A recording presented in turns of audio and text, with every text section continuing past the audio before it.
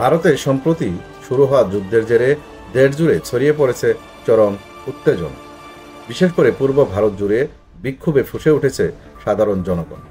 মোদী সরকারের বিরুদ্ধে আন্দোলনকারীদের দমন করতে আইনশৃঙ্খলা বাহিনী লাঠিচার্জ চালায় এবং শতাধিক বিক্ষোভকারীকে গ্রেপ্তার করা হয়। বিক্ষোভকারীদের অভিযোগ, দেশের অর্থনৈতিক অবস্থা ভয়াবহ, লাখ লাখ মানুষ বেকার, দ্রব্যমূল্যের ঊর্ধ্বগতি ঠেকানো যাচ্ছে না। অথচ জনগণের দাবি না শুনে মোদী সরকার উল্টো যুদ্ধের পথে পা বাড়িয়েছে। বিক্ষোভকারীরা বলছেন, আমাদের ট্যাক্সের টাকায় সরকার যুদ্ধ করে দেশকে ধ্বংস করেছে। যুদ্ধের কারণে ভারতের ক্ষয়ক্ষতির পরিমাণ দিন দিন বেড়েই চলেছে।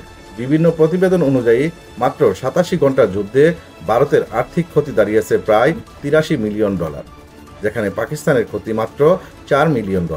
উত্তর ভারতের আকাশসীমা বন্ধ থাকায় প্রতিদিনের ক্ষতি $8 মিলিয়ন।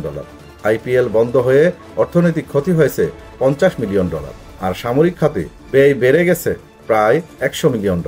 যুদ্ধবিমান হারানোর ক্ষতি $400 মিলিয়ন। লজিস্টিক ও বাণিজ্যিক খাতে ক্ষতি ছাড়িয়েছে $2 মিলিয়ন। এসব তথ্য সামনে আসার পর দেশ জুড়ে মোদী বিরোধী আন্দোলন আরও জোরদার হয়েছে।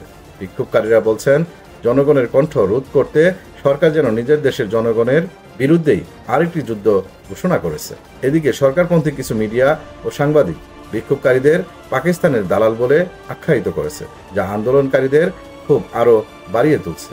তারা বলছেন, মোদী সরকারকে টিকিয়ে রেখেছে শুধু গদি মিডিয়া। দেশের বাস্তব পরিস্থিতি আড়াল করতে এখন যুদ্ধ ও মিডিয়ার মিথ্যা প্রচারই সরকারের প্রধান অস্ত্র। বর্তমানে আন্দোলনের ঢেউ ছড়িয়ে পড়েছে গোটা দেশ জুড়ে। পরিস্থিতি ক্রমেই উত্তপ্ত হয়ে উঠছে। প্রশ্ন উঠছে, এই যুদ্ধে সবচেয়ে বড় ক্ষতিগ্রস্ত কি ভারতের সাধারণ জনগণই? এই মুহূর্তে গোটা ভারতের জনগণ এক গভীর উদ্বেগ ও ক্ষোভের মধ্য দিয়ে দিন পার করছে। মোদী সরকারের যুদ্ধনীতি কতটা টেকসই, আর এই বিপুল অর্থনৈতিক ক্ষতির ভার বহন করবে কে? এমন প্রশ্ন এখন দেশের প্রতিটি প্রান্তে।